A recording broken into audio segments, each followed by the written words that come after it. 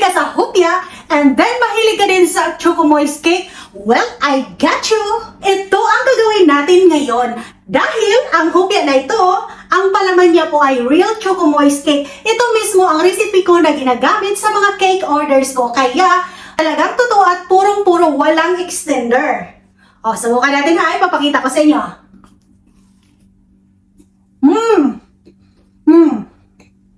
Ayan o. Kita niyo yan? Oh, grabe. Grabe, chocolatey.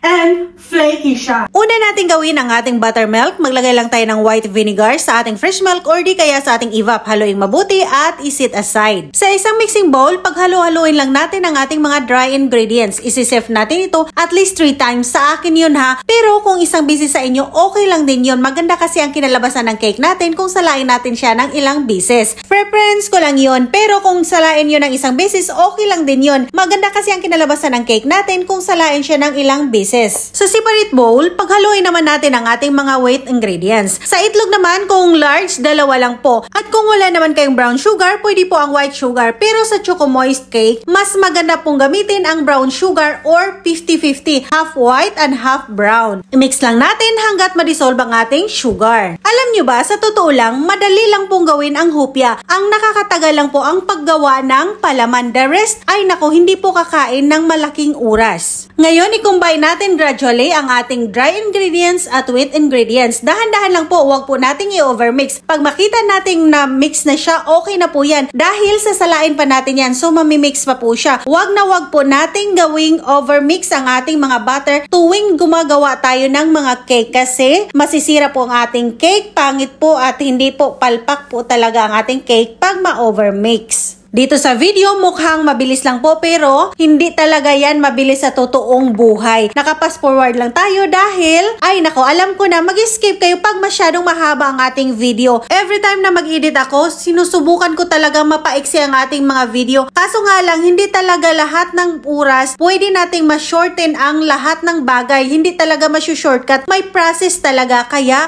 pagtiyagaan nyo kung gusto nyong matuto sa paggawa ng mga hopya or kahit ano pa mang recipe. Dahil minsan, hindi talaga pwedeng i-shortcut. After nating masala, para talaga walang buo-buo at saka smooth ang ating cake, ayan, i-divide ko siya into 3. Depende na sa inyo kung anong klaseng baking pan ang gagamitin ninyo. Anyway, imamash naman natin yan mamaya. Pero yan talaga mismo ang size ng aking mga regular cake orders. Ayan, i-bake lang natin sa ating oven. Sa akin, 170 degrees, 22 to 25 minutes. Pero pakiramdaman nyo po ang inyong mga oven. Pagkatapos, palamigin lang natin. Mas maganda ilagay nyo sa fridge, i-chill din nyo kasi may lagkit factor talaga ang Choco Moist Cake. Ngayon, gagawin na natin ang ating pambalot sa ating hopya. Ang ating dough number 1, madali lang, flour, salt, mantika, at saka cold water. Yes, mas maganda po ang cold water dahil magbigay ito ng flaky effect at maganda talaga ang texture ng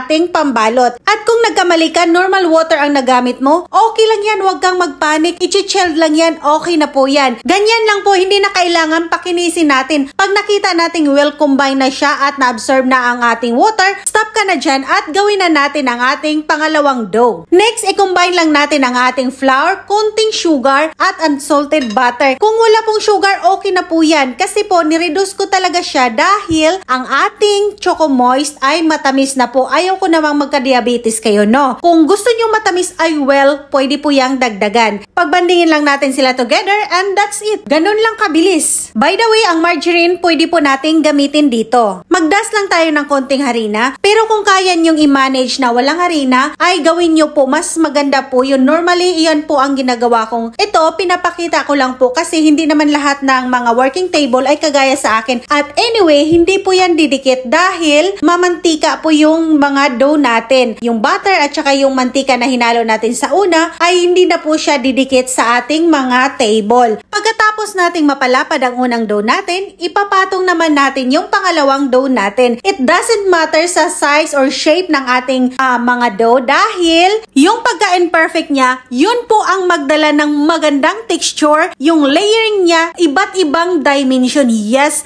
yun po. Ito lang po ang imperfect na napaka-perfect sa texture. O diba, sa hopya na tayo na imperfect pero perfect. O diba, gets nyo ba? Basta yun na yun. Sa pagpo-fold naman, naku, unlimited yan. Kung hindi ka papagod, ay naku, ituloy mo lang yan 24/7, buong magdamag.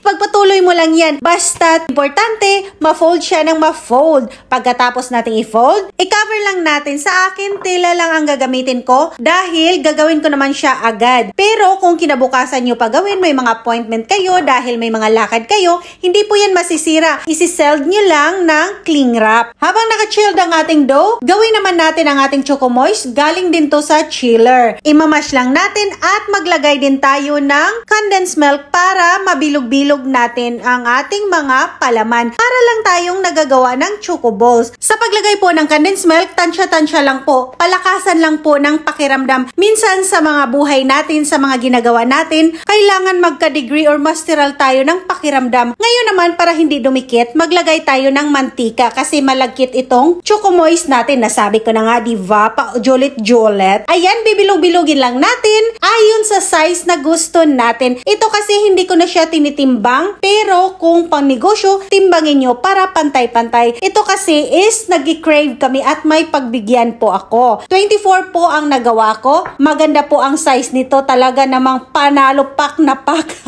Sigurado next year na uli sila mag-crave.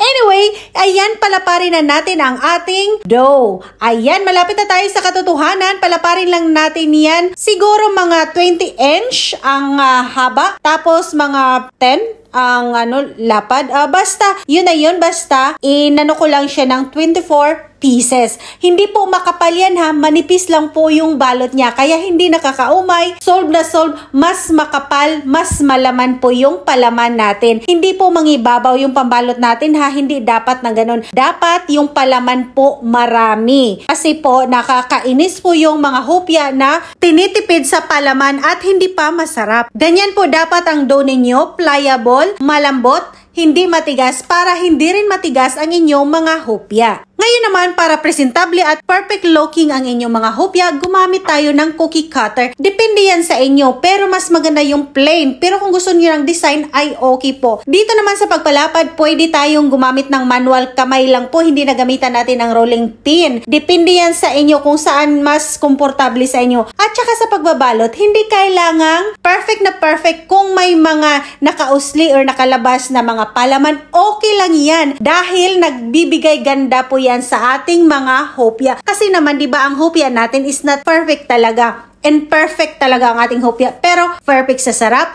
at perfect na perfect sa ating mga panlasang Pinoy. Ganon. Repeat the process hanggat matapos ang ating mga pagbabalot. Diba nakita nyo may nakausli, may nakikita na mga palaman at halata naman na manipis lang talaga yung pambalot natin. Hindi tinitipid ang ating mga palaman. Finally, diba ang ganda, ang gorgeous ng mga hopya natin. And now, maglagay tayo ng egg wash. Pero optional lamang. Pero kung gagamit kayo ng kawali, direkta ninyong i-bake sa kawali na walang mga baking tray, wag na kayong mag-egg wash kasi masusunog yung egg wash natin. Optional lamang. Kung walang egg wash, okay lang po yan. I-bake lang natin hanggang magiging golden brown. Pagkatapos, iyan na po ang bake natin. Palamigin lang natin and of course, umpisahan ng magnegosyo. O diba, look at that. Ang ganda ng resulta ng ating Choco Moist hopya or yung chocolate hopya natin.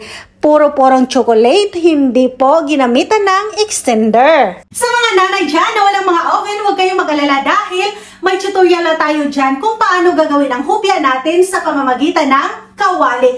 At meron din tayong hopya sa kaldero. Kaya walang dahilan at walang imposible kung walang oven. Basta kung gusto, may paraan. Kung ayaw naman, marami ding dahilan. Kaya ano pang ginagawa? Magawa na tayong hopya para hindi na tayo bibili at magkanegosyo. Huwag kalimutang mag-subscribe at i-share ang ating mga video. Hanggang sa muli, maraming salamat sa panonood. God bless everyone. Ingat!